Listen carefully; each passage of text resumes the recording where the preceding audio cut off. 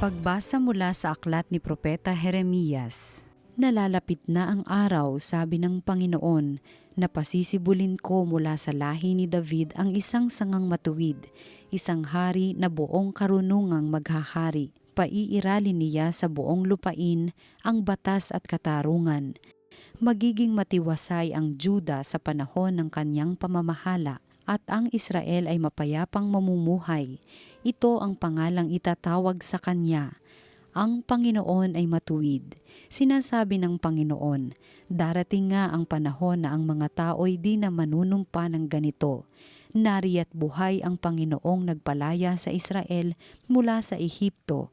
Sa halip, sasabihin nila, saksi ko ang Panginoon na nagpalaya sa mga Israelita mula sa lupain sa Hilaga at sa lahat ng lupaing pinagtapunan ko sa kanila.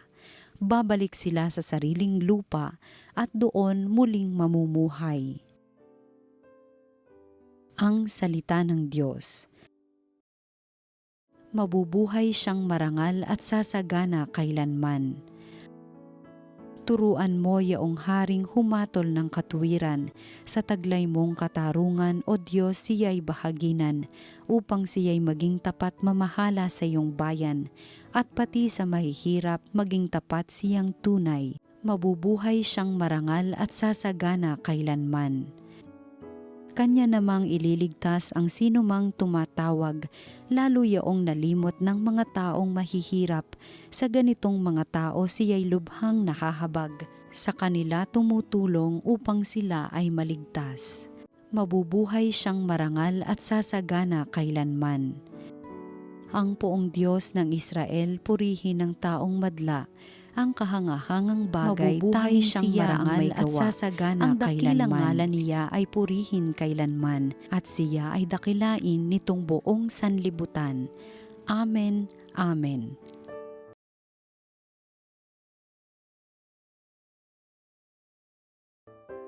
Ang mabuting balita ng Panginoon ayon kay San Mateo.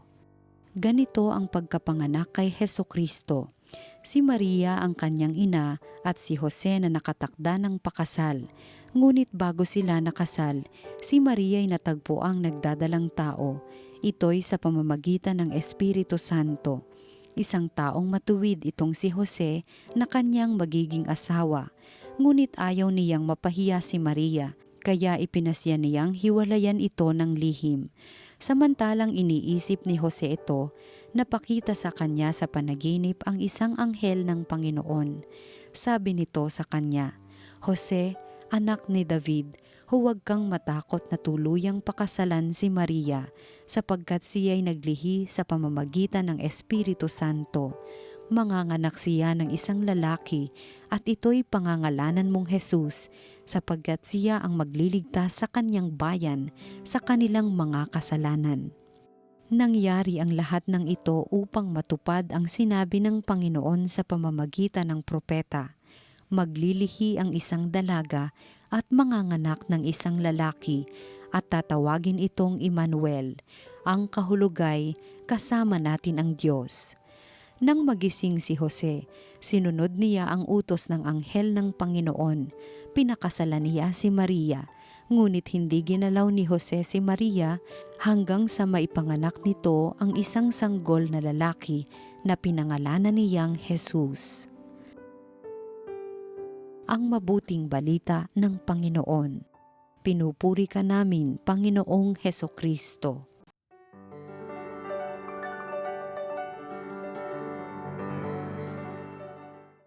Magandang araw mga kapatid sa pananampalataya at maraming salamat po sa inyong walang sawang pagtangkilik at pakikiisa sa mga programa ng TV Maria. Malapit na rin po ang pagdiriwang natin ng Kapaskuhan at patuloy po tayo sa ating simbang gabi. Ikatlo na nga yata po ito ngayon. At ang magandang balita po ay sa kabila ng pandemya ay dagsa ang mga tao sa pagsimba sa simbang gabi, both sa umaga at ganoon din sa gabi.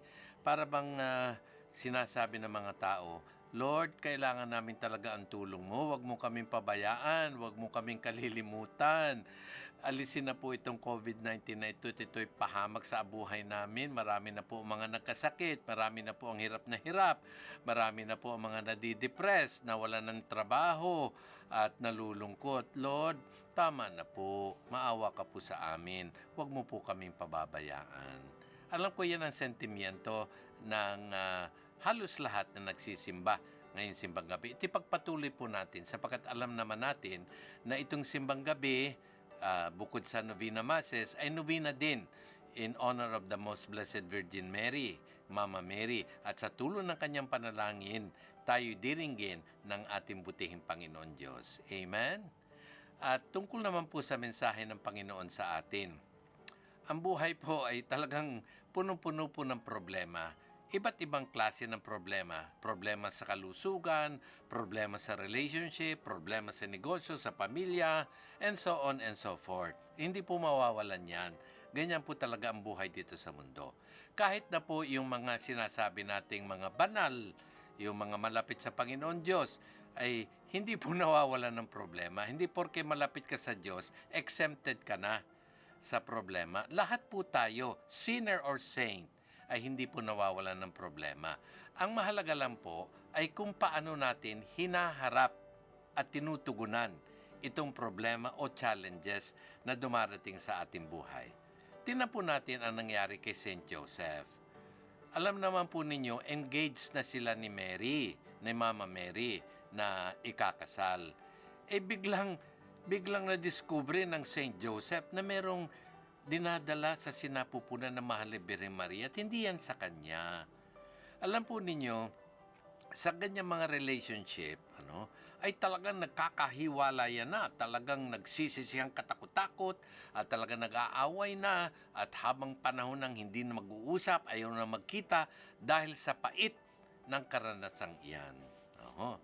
At ang maganda po, at ito'y kakitahan natin ng aral, ay kung paano hinarap ni Saint Joseph itong problemang ito.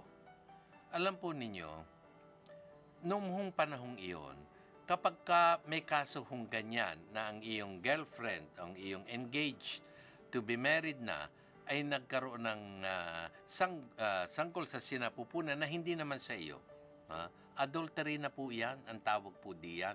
At sila po, under the law, ay pwedeng parusahan ng kamatayan sa pamamagitan ng pagbabato, stoning. Ay can you imagine po naman, Mama Mary, mamamatay sa stoning? Hindi po yan matanggap, hindi po yan mawari ni Saint Joseph sapagkat napaka-maginoo po, napaka-noble, maginoo ang pagkatao ni Saint Joseph. Dalisay po ang kanyang pagmamahal sa mahal na Birhen.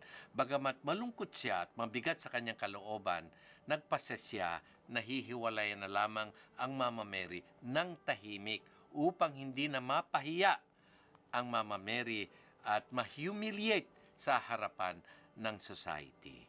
Ganyan po ang pag-uugali ng Saint Joseph. At ito po ay kapupulutan natin ng aral. Karamihan po sa atin, napakabilis mag-judge. Marami po sa atin, napakabilis na mag-condemn. Kahit hindi po natin alam ang punot dulo, ay nakapaghusga na po tayo, nakapag-condemn na tayo, and so on and so forth. Pero hindi po si Saint Joseph. Kanya pong isinaalang-alang ang damdamin ng Mahal na Birhen Maria, ang reputasyon ng Mahal na Birhen. At yan din po ang ating kapulutan ng aral. Respect others po. Respect the dignity, the name, the reputation, and the character of other people. Huwag po nating dudungisan ang personality o character, reputation ng ating kapwa sapagkat yan po ay isang bagay na hindi dapat gawin at hindi po yan ayon sa kalooban ng Panginoon Diyos. Kung hindi man natin maunawaan, ipagdasal na lamang po at ipasa Diyos ang mga bagay na ito. Pangalawa, si Saint Joseph po ay nanatiling malapit sa ating Panginoon Diyos. Kaya nga siya pinagpala ng Panginoon. Sa anong paraan? Sa pamamagitan po ng isang panaginip, ay ipiniliwanag sa kanya ng Puong May Kapal kung ano ang punot dulo nito, na ang sanggol sa sinapupunan ng Mahal na Birheng Maria ay walang iba kung hindi ang bugtong na anak ng Diyos, ang mananakop na matagal nang hinihintay ng sangkatauhan.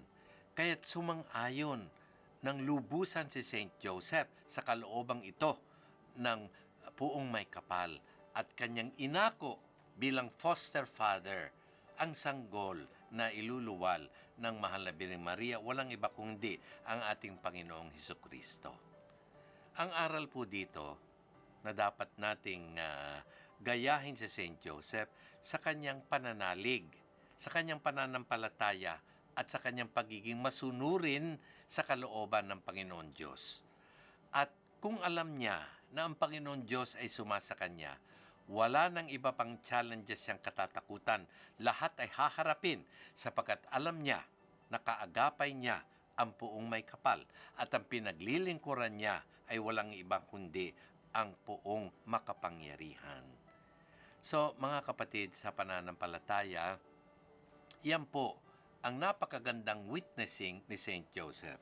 At bago ko po malimutan, ayon po kay Saint Francis, ay nagsimula na po last December 8, 2020, ang Year of Saint Joseph, ang taon ni San Jose. At ito po ay magtatapos next year, December 8, 2021. Na ang ibig sabihin po nito ay ibinibigay po sa atin ng Santo Papa at ng simbahan ang halimbawa ni Saint Joseph. Siya po ang patron ng Universal Church, patron po ng mga manggagawa, patron ng pamilya, at patron ng happy death. Kaya manalangin po tayo, sumangguni po tayo kay Saint Joseph na siya namang tutulong sa atin sa anumang problema na dumarating sa atin sapagkat siya rin ay nakaranas ng katakot-takot na pagsubok. Saint Joseph, pray for us. Huwag po ninyo kaming pababayaan. At sa tulong ninyo at sa tulong na inyong halimbawa, malalampasan din namin ang mga pagsubok na darating sa amin. Saint Joseph, pray for us.